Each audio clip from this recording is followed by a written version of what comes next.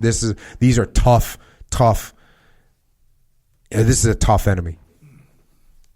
So going on here, we started off, and it was quite a long way over rough and uneven ground before we halted at the base of an ugly, massive-looking hill. The usual advanced bombardment that preceded most attacks was not forthcoming on this occasion, as we wanted to maintain the element of surprise.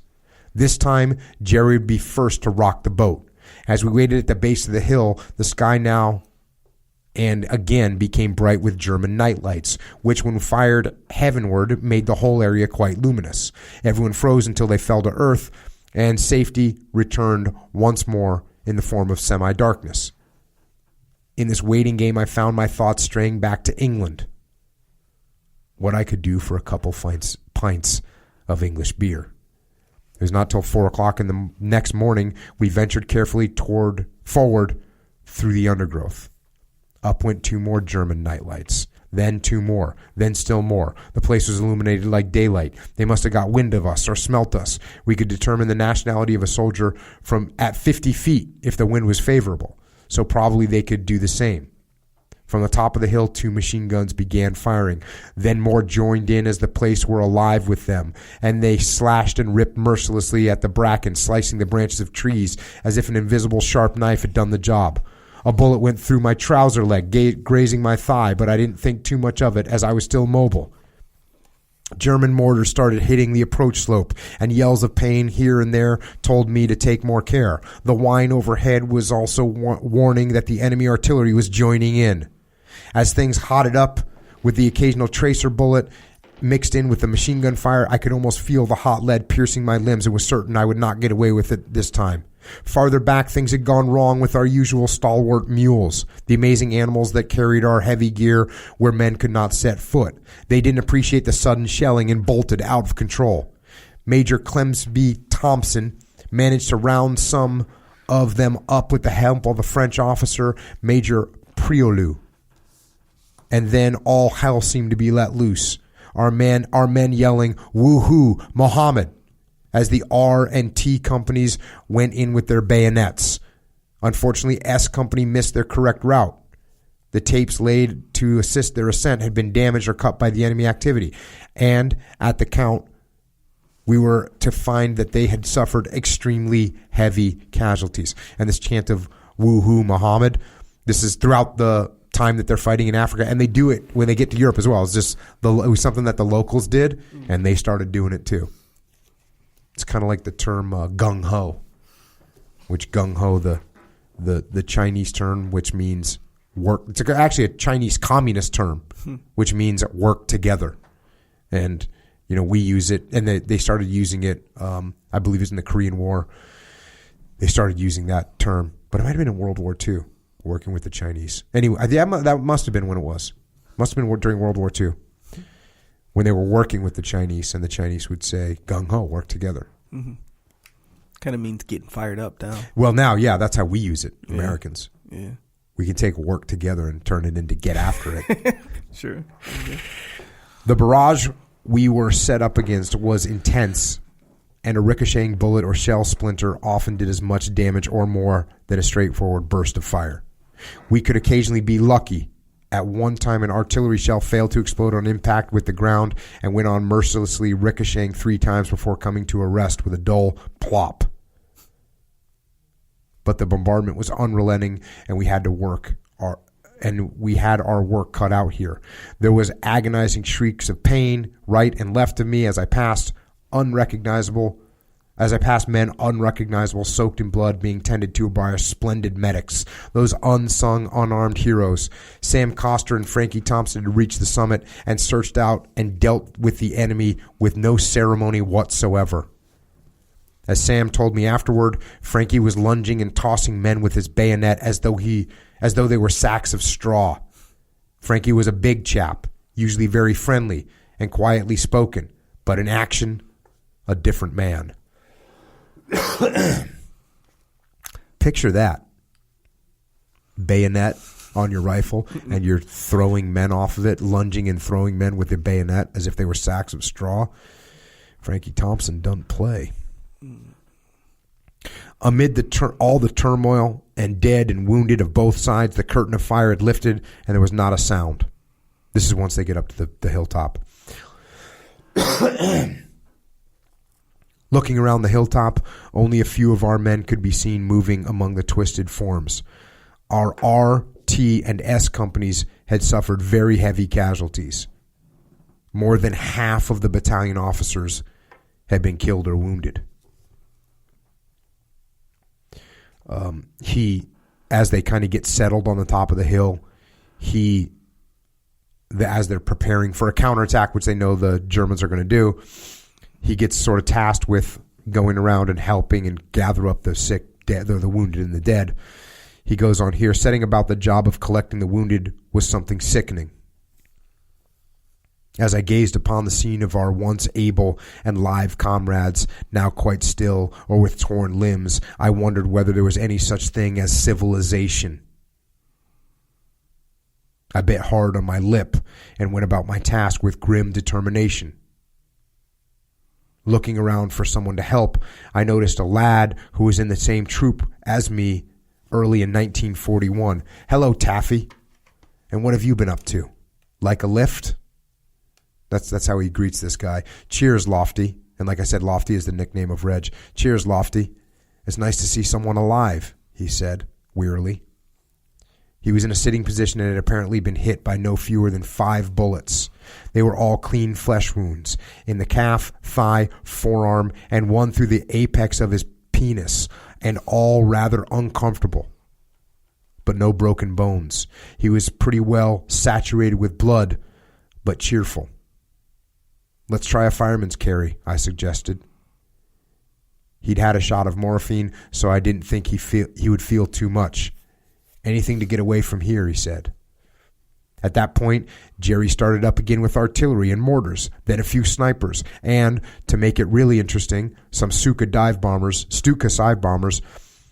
joined in the chorus. "Let's get going before it gets too hot. I've got to get you on my back," I said. So once again, this is, he's saying this so kind of matter-of-factly. He's up there trying to rescue this wounded guy who's obviously badly wounded. He's been shot 5 times. And then they start with artillery and mortars and then snipers and then Stuka dive bombers. That's what's going on. And then he says, "Let's get going before it gets too hot." It's like it doesn't get any hotter. "I've got to get you on my back," I said. I managed to get him over my shoulder without causing too much pain, and we started along the long trek through wooded country, ravines, and open waste. It was a ticklish and tender job, but for 2 hours we struggled on. I was sweating like 2 pigs. And he goes through a description of how hard it was to get this guy to an area where he could get some of the help that he needed.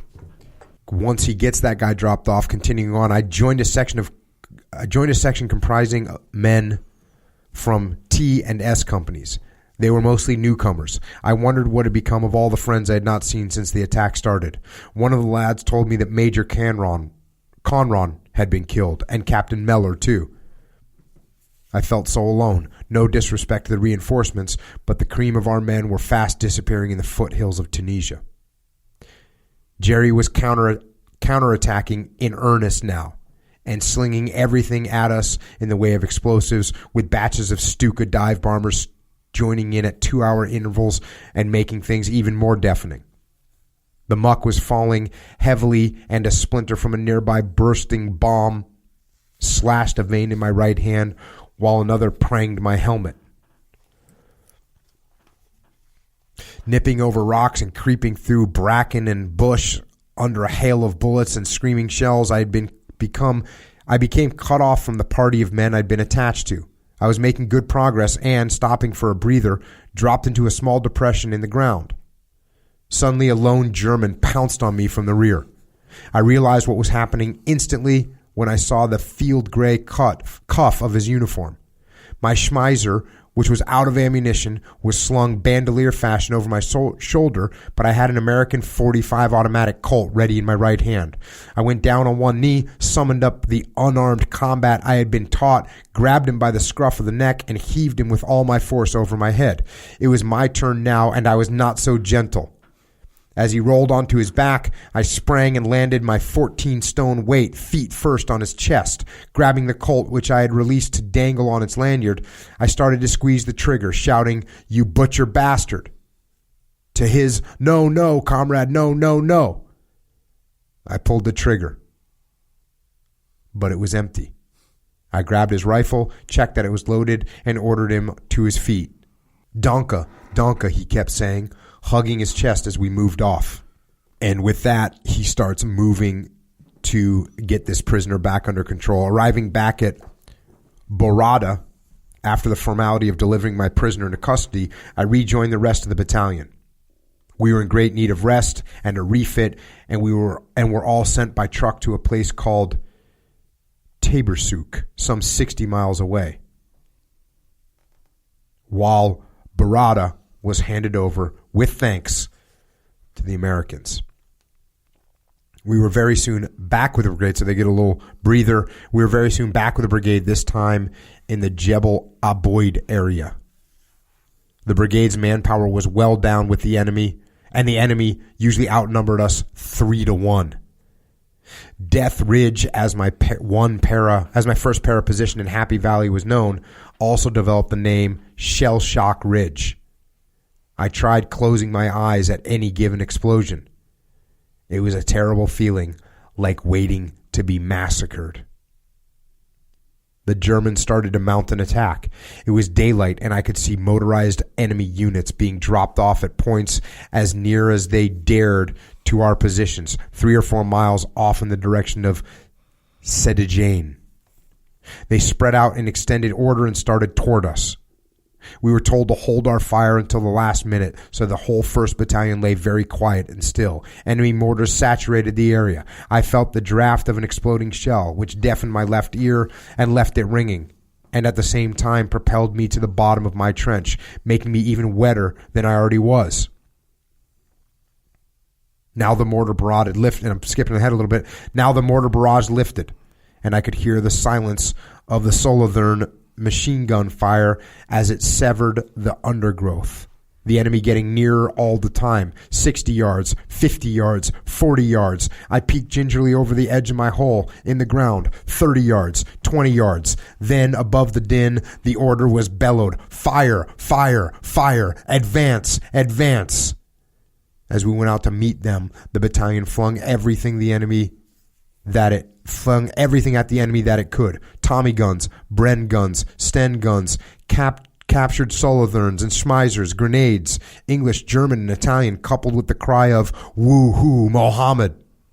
Gripping my rifle, I advanced through the murderous fire, the haze of smoke, and the acrid smell of explosives. Every available man was on this one, even the cooks. Before long, the tables had turned in our favor. With 2 dead paras lying to my left, I hopped over a dead German and came upon a wounded one a little to my right. He was contemplating using a Luger pistol, but I booted it from his hand and clomped him in the face with the butt of my rifle. The whole episode was soon over, with the enemy beating a hasty retreat and leaving a bag of captured, clean-shaven German parachutists flown in direct from Germany to deal with us. What a shock for them. So that's like just, again, whatever, a couple paragraphs, maybe 2 paragraphs.